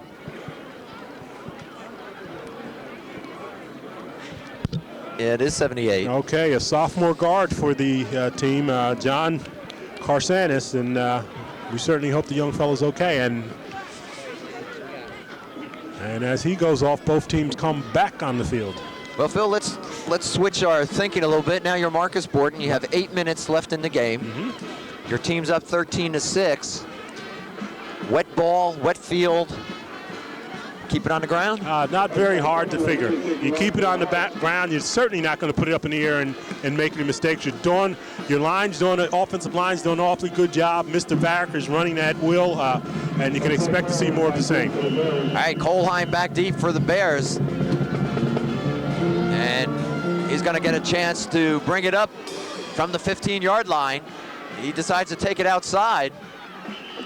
And he gets across the 25. And that's where East Brunswick will start on offense.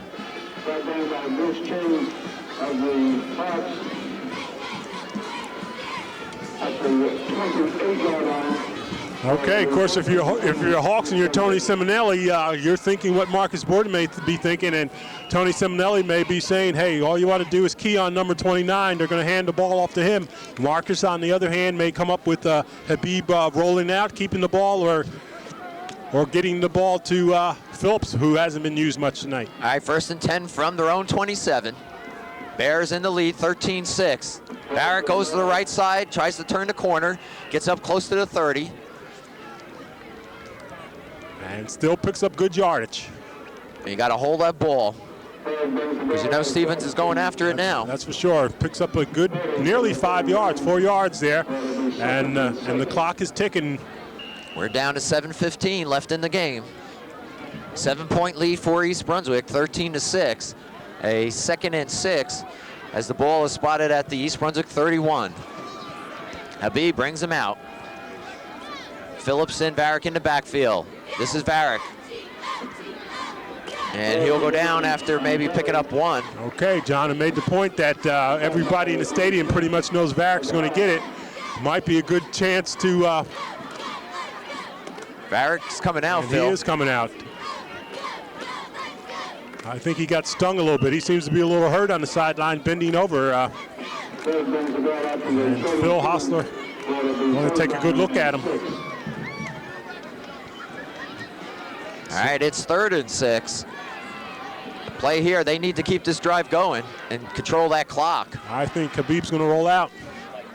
And you're right, Phil, as he rolls to his right, puts it up in the air. He's got his man. Great catch.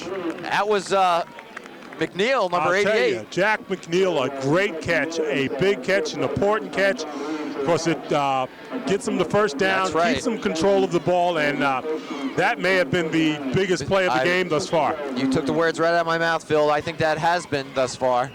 Keeps this drive going and keeps that clock moving. First down, East Brunswick, just shy of their own 40. Okay, Varick still out. You can look for Shanaffy and Phillips to 1-2 it. Habib pitches. Phillips dances a little bit and then slips down.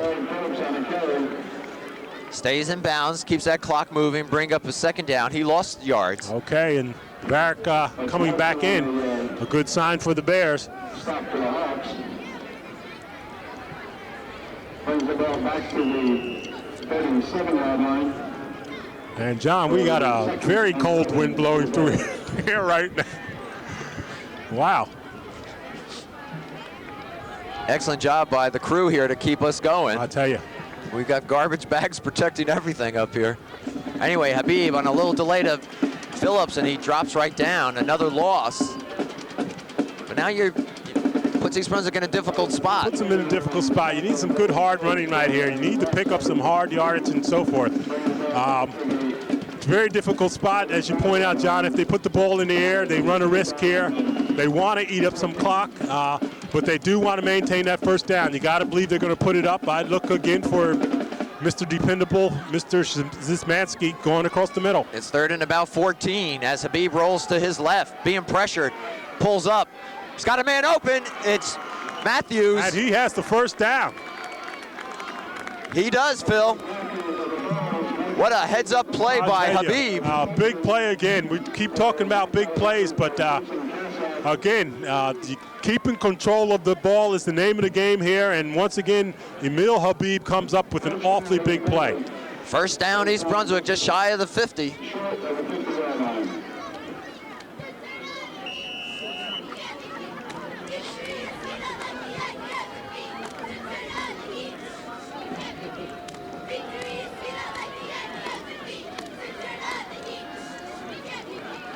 Habib looking over the defense.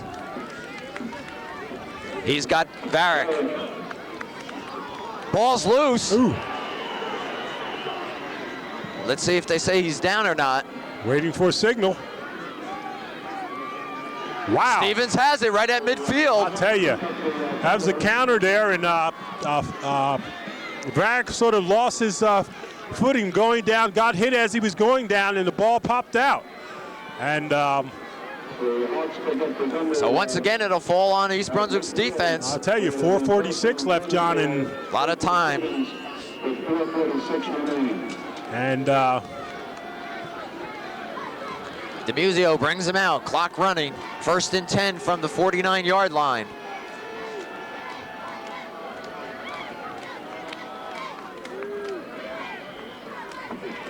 Ball pops up. Langley finally gets a hold of it. And the entire defense, I tell you, is there to stop him. And again, you point out, John, right, that ball is slippery. DeMuzio had a hard time holding on to it, almost lost it again himself. A loss of the play of 3. It's 2nd and 13. And Dumas ends up at the bottom of the pile. And he has, if you're giving out game balls today, Paul Dumas gets the game ball from me. 2nd and 13, ball at the Stevens 47-yard line. 3:50 remaining in the game. East Brunswick on top, 13-6. 4 turnovers for East Brunswick, 3 for Stevens tonight. Hey, watch number 86, Hines. He's been quiet tonight. Muzio sets back, looks over the middle.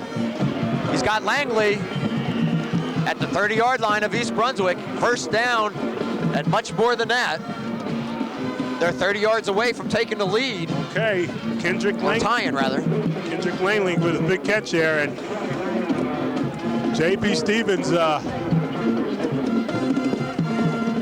so J.P. Stevens-ish. They do it every time. Wow. How many times we've seen the script? It's the same thing over and over. Clock running to 3:15. 1st and 10 for the Hawks. Nelson inside to 25. Okay, Marty Lucarelli in on a tackle. Stopping Nelson, but not before he picks up good yardage.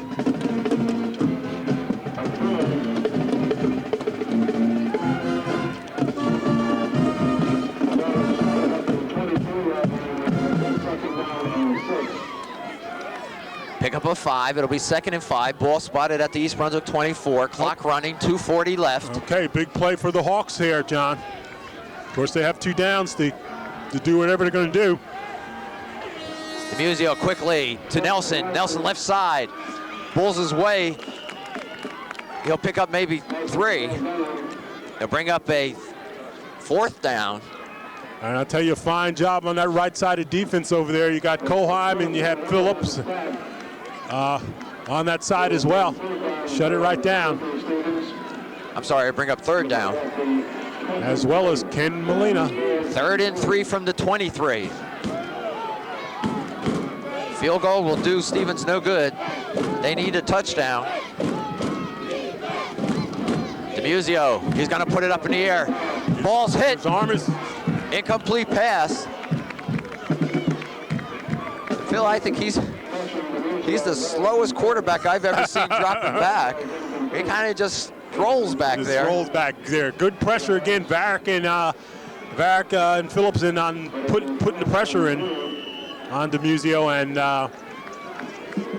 if you're the Hawk fan, this is the play of the game right here. 4th down. 4th down and 3 from the 23.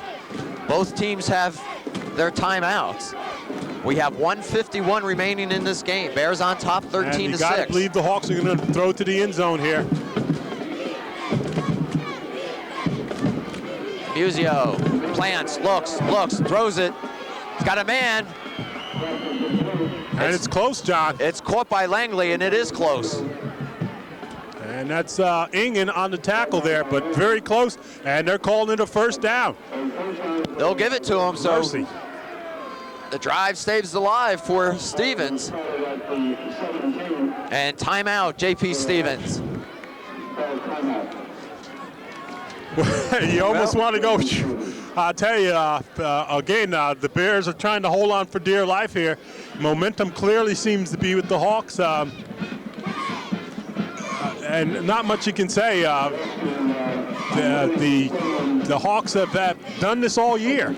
Every team that they played, it's the second half has been the big half for them, as I pointed out at halftime, and they're knocking on the door right here. The Bears are going to have to come up with a few big plays here in order to shut things down. Of course, a turnover would be great, but they're just going to have to dig in and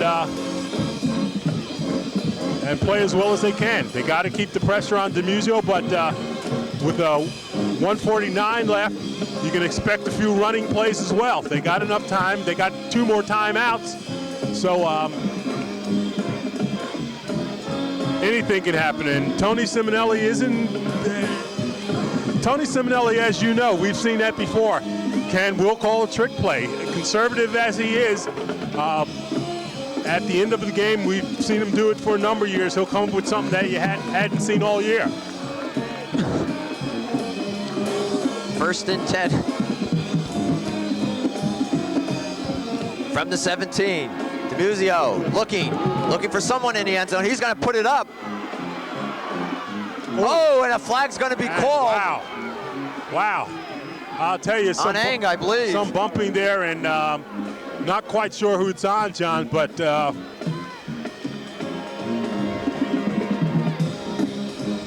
this is going to be interesting. The ball was put up in the end zone. Both Eng and the receiver, Langley, were going for it, and it's against East Brunswick. And you hear the fan reaction there. The fans didn't like the call. The ball didn't appear that the young man was going to catch the ball anyway. Appeared to be incidental contact. And the officials saw it the other way. Mark off of 10 yards, and they're on the... That'll bring it down to the 7. Ball is marked from the line of scrimmage. And with the clock stopped as well.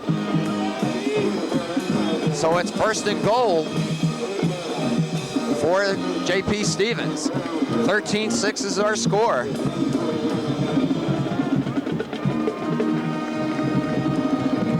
.141 remaining.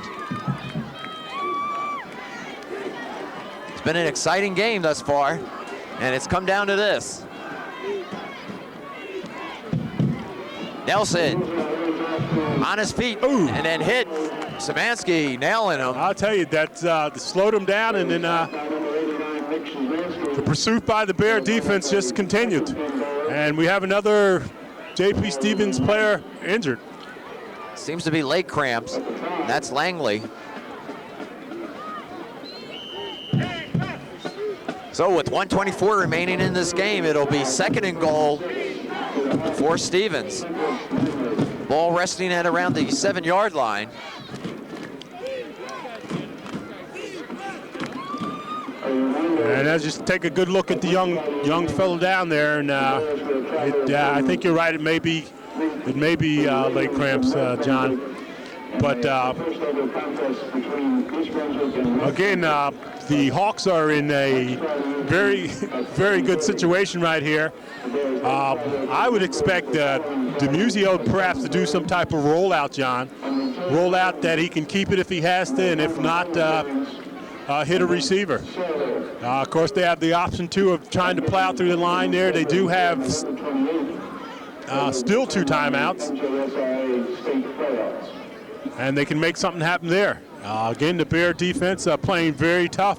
Good pursuit, as I mentioned on the last play.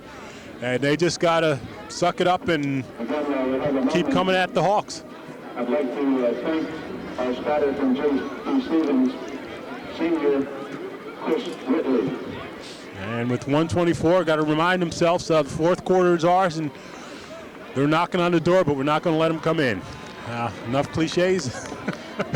You've covered them all tonight. All right. And once again, like always, a truly exciting game between the Hawks and the Bears. Ball's on the 5-yard line, 2nd and goal, 1:20 remaining. Stevens trailing East Brunswick 13-6. Muzio gets the ball off. It almost dropped on the ground again. I thought he dropped it. And they're down to the,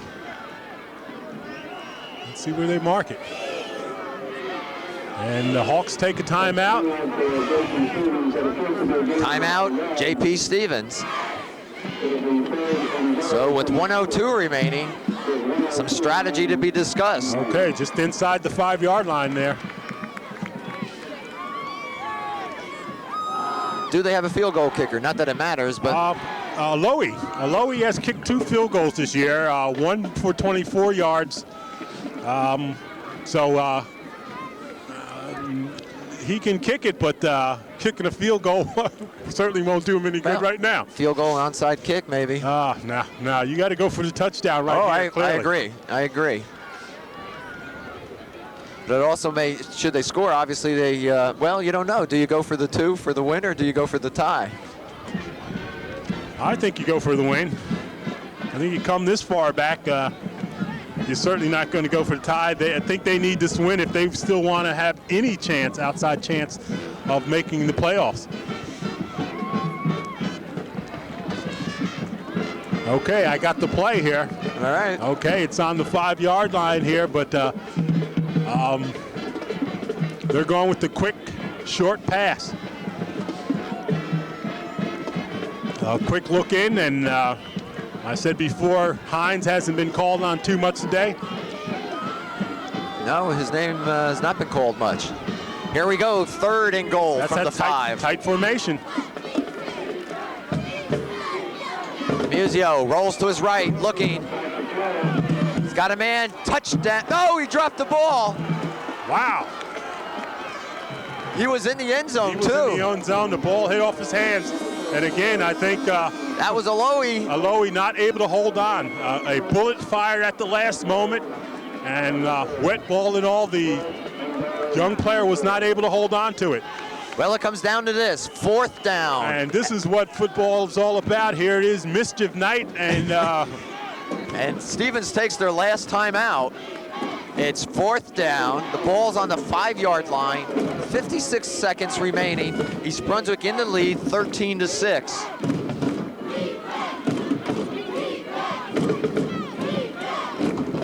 And This is when you pull out that one play, Phil. well, you just gotta come out at all. You gotta make the tackle. You gotta defend. You gotta be alert. That's all. You gotta come at them. You gotta disrupt them. Make them get out of their rhythm. If they're trying to pass, disrupt it. You gotta put the pressure on regardless. Do you blitz?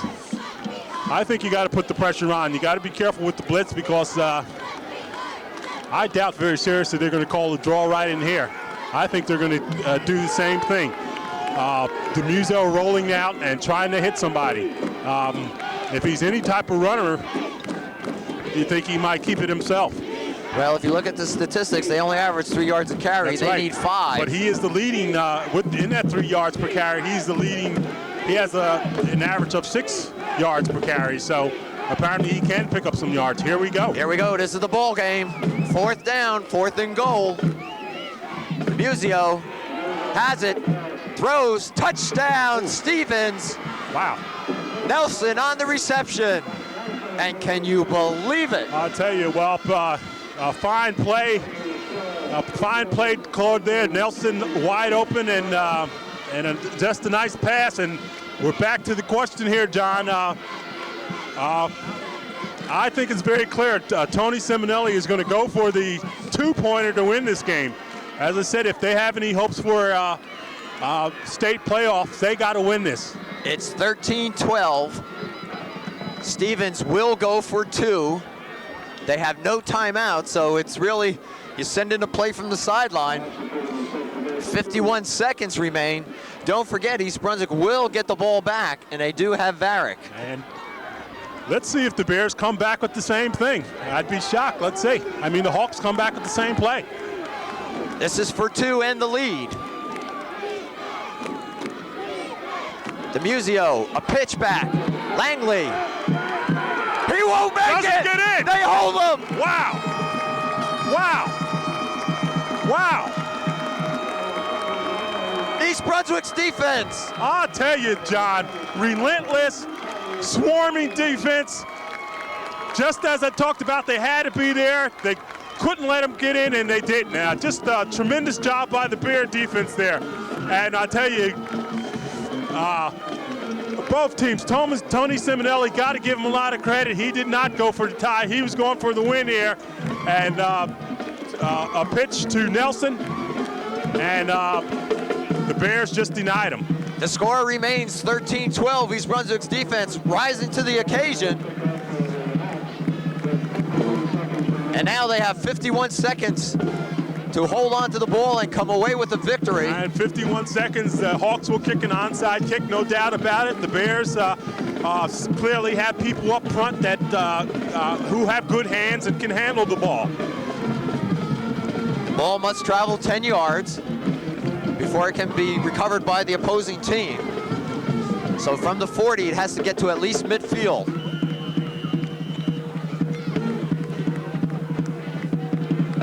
And there's a shift going on, as you can see on your screen. Ball's on the ground. Ooh. And East Brunswick has it, I believe. Someone's holding it with their knees, I'm sure. I'll tell you, you're right, exactly. Can't see who made the recovery for East Brunswick, but good heads-up play. And Phil, no one tried to pick it up, they just fell on it. It was Lucarello. Lucarelli, Marty Lucarelli, Captain Lucarelli coming up, falling on that ball there, and all the Bears have to do, well, they'll kneel down, I believe. And that's it, but what a great game. That clock, you know, Marcus Borden is screaming. That clock hasn't moved for some time now. And the clock is running now. Stevens has no timeout, so Habib could go to his knee 3 times, and that's what he'll do. And he took a pop there, however, he didn't go quick enough. Don't fake it, hit it. What a game. It was East Brunswick coming out and on the board early. It was 6-0 at halftime. East Brunswick then scoring in the 3rd quarter to make it 13-0. Stevens roars back in the 4th quarter with 2 scores, and as they went for the game-winning 2-point conversion, they were snuffed out by the East Brunswick defense. Just a tremendous game, John, for both teams here, but I tell you, got to give Marcus Borden a lot of credit. Had that week off, prepared his team, 3 consecutive victories. They're at 500 right now. Has beat Tony Simonelli teams 7 consecutive years now, and I don't think anyone has done that to J.P. Stevens. And so just a great win for the Bears, and they ought to be proud because they played a very solid game today. An excellent game for East Brunswick, and you talk about a game that maybe could turn around a team, an attitude, a spirit. This may be it, Phil. Well, no doubt about it. They got some tough ones coming up, John. I'll tell you that, but this certainly may help them prepare for it. But again, they got some very tough games coming up down the road. Let's see if I can. We're looking at North Brunswick next. They have next week, November 6th. They'll play North Brunswick at North Brunswick, followed by November 13th. They're at Woodbridge, and then they end up their season November 20th at Searle. So they got a tough road to hoe, so to speak. But believe me, the momentum from 3 consecutive victories and having some confidence in themselves because of how well they played this game is going to serve them well. Well, a big win for East Brunswick and their program this year. The final from East Brunswick High School is East Brunswick 13, J.P. Stevens 12. So for Phil Hill, I'm John Meggiolaro and a crew at Channel 8. Thanks for being with us.